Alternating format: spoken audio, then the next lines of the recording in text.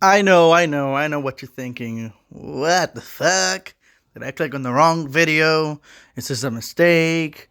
There's something wrong here. No, there is no mistake. Brian Redgrave has watched his first NXT special pay-per-view or live event, however you want to call it, in 2 years. I've not done one of these since, well, In Your House NXT back in 2020.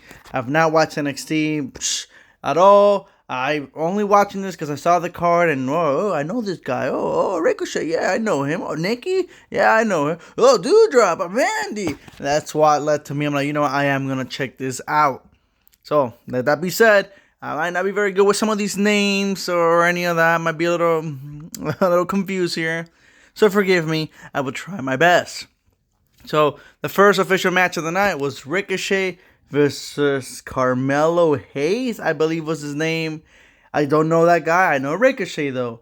And it was a fantastic match. Actually, it was really, really exciting, really great. Right, I've seen Ricochet in SmackDown and Raw, but this was beyond anything I've ever seen him do.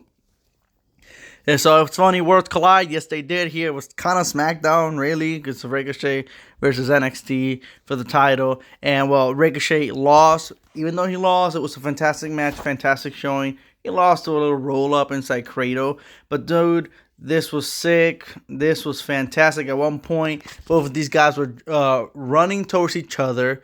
They moved, bounced up the ropes into each other as they jumped. I described that best as I could. It was really, really fantastic. It was really, really great. It was a sick move, and it's rare when you see wrestling do something that you don't see before, maybe you haven't seen in a long time. That's one of those moves. It was fantastic. At one point, Ricochet grabbed this. He threw him outside. He was going for the chops. It was in the barricade, so he got this fan's arms to hold him and started chopping away. It was fantastic. It was a great match. Fast-paced, not a slow moment. Shit was fire from beginning to end. At one point, Ricochet would have won, but oh well.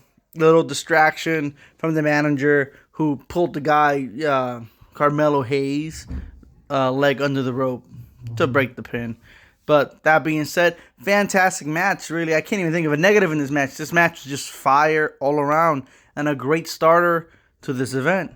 Imagine Brian, who's not seen anything NXT in 2 years, is already hooked. Then the next match was a fatal four-way tag team elimination match with 4 teams Mr. Redgrave's never heard of and seen, known. So Mr. Redgrave came in here blind as hell as to what can any of these guys do, and the teams of Pretty Deadly, Callus, the Creep Brothers, and Briggs and Jensen, they all actually kind of impressed me. I think they all did their part really well. I was like, I don't know any of these losers, but by the end of it, I don't think none of them were really losers to me. I think they were all pretty good. I was honestly quite surprised to how good this match was. The match, despite having so many people, didn't feel messy, didn't feel like a mess. It all went well, pretty good. The only team that really didn't was there that long was Jensen and Briggs. Besides that, they weren't there that long, but so that kind of guaranteed already that they weren't unifying the belts, which was cool. Because if it would have come down to the NXT champions and the UK champions, somebody's still gonna be champion. Here it's like, oh, we might have new champions, or these other guys might unite their belts. So that was a cool play. And then next out was Callus, but that team actually did impress me at one point when one of those dudes jumped out, was running to jump over the top rope. His partner picked him up and threw him. Pretty big guy. He nearly killed everybody outside. Yeah, forgive me. I'm not very good with their names. I'm sorry. Maybe I shouldn't even be doing this review. Who the hell knows? But it was really, really good. Callus was overall taken out by a Doom Destroyer.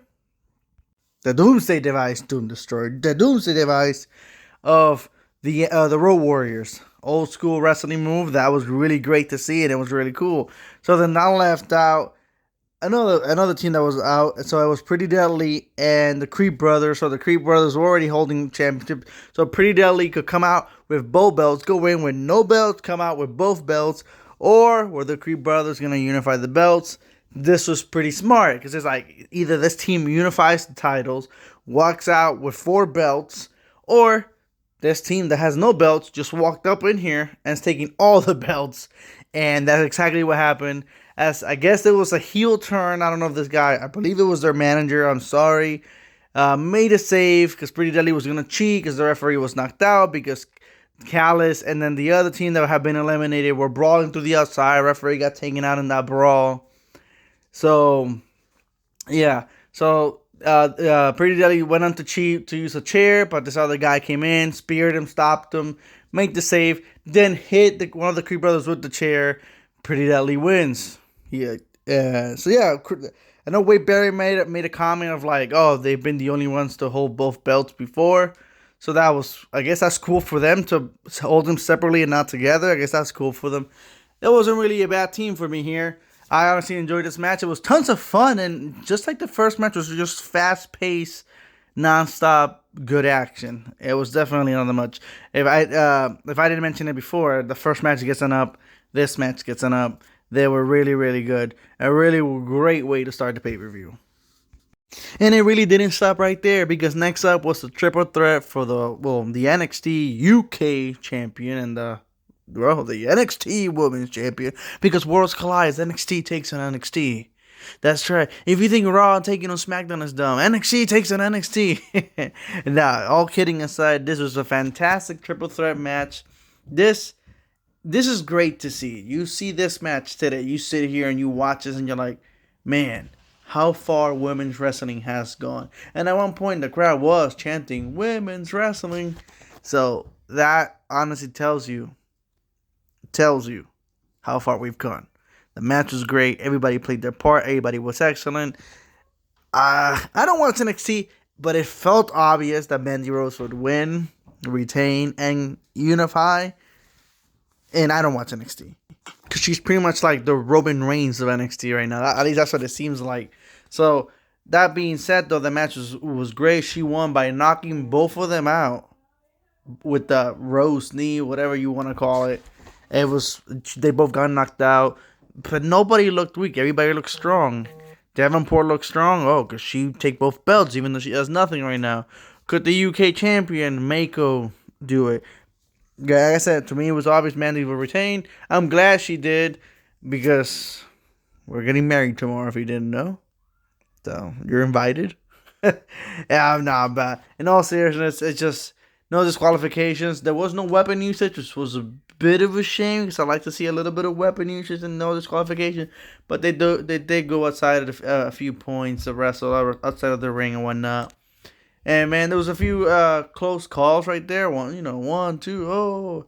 But overall, it just was excellent. And the pay-per-view maintains like this strong momentum because like you go from a great 1-on-1 to a great 4-on-4 to a triple threat. Like that's how you do it. It's like every match is coming. It's like a different type of match, and it keeps you on the edge of your seat. So, yeah, fantastic match. Mandy, my wife, tomorrow. With both belts out, this just gets another up. This has been nothing but excellent so far. I was sure that you agree. But how's the rest? Well, let's continue. And exactly my point that I was proving. And what was up next? A 2 versus 2 tag team match. Nikki Ash, Doudrop were challenging Kaden and Katana for the tag team titles. I know I probably sound like a broken record, but yet another good match. Honestly, this just good fun tag team. Who doesn't like a good 2-on-2 match? Honestly, for the most part, Kaden and Katana were taking a beatdown. Sure, we saw out and they got their hits in, but for the most part, this was one-sided. Nikki Ash, Doudrop being treated like a monster, which he should. Some usually bigger wrestlers tend to ragdoll everybody around, which he was doing for the most part. Even Wade Barrett made a point of it. So I'm not gonna waste your time too much here. Mostly one-sided. It seemed like they were gonna win, and here comes Toxic Attraction with the interference. Doudrop stands there like an idiot. I hate these types of things because they They treat you like you're an idiot. Interferences like this are idiots. Music plays. Where are they? And completely lose focus on the match. I've always hated that bullshit, but whatever. Yeah, so Nikki Ash jumps outside, is trashing Toxic Attraction, both of them. But then, obviously, Doudrop was getting trashed inside the ring, and Nikki Ash just barely was able to go back into to make the save. Barely, almost was about to make it, but one of the members of Toxic Attraction held her leg from fully going inside the ring to break the pin. So the champions retain. I expect the Toxic Attraction, Nikki Ash, Doudrop feud. Assuming that hasn't already been happening, I don't know. But the match gets set up because this was honestly yet another solid banger. What can I say? And then we come to the main event. Tyler Bate with the NXT UK champion versus Braun Breaker with the NXT champion.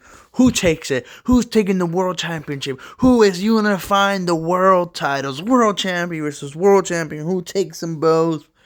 Well, Braun Breaker did. Now, this was a very good match. Very entertaining. Back and forth.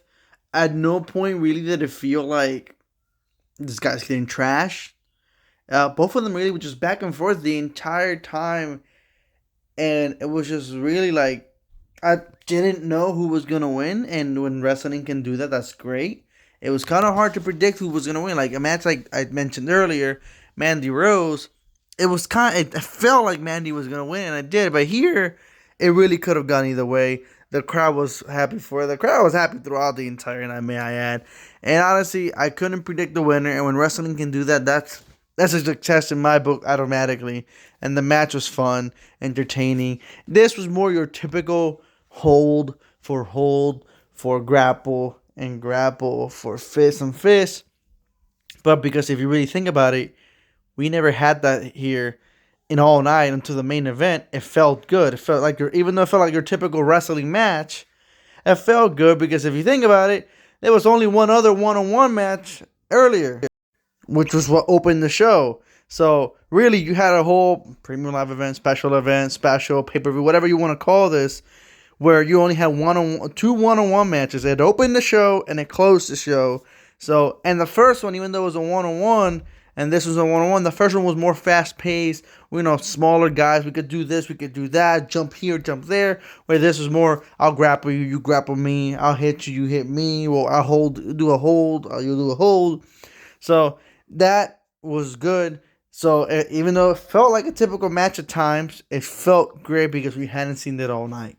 So, that being said, the match gets an up. And to be honest with you, this entire event gets an up. NXT Worlds Collide is a huge success in my book, as there honestly was not a one single bad match. I enjoyed every match. I don't watch NXT. Forgive me with the names. Forgive me if I'm lost. If you think I shouldn't be doing reviews for something I don't watch weekly, please let me know, and I'll shut the fuck up. So... yeah, it was a huge success, and it had something for everybody. Do you want one-on-one matches? We got two of them. You like triple threats? We got one of them. You like 2-on-2s? We got one of them. You like fatal 4-ways, tag team matches, 2v2? We got that shit too.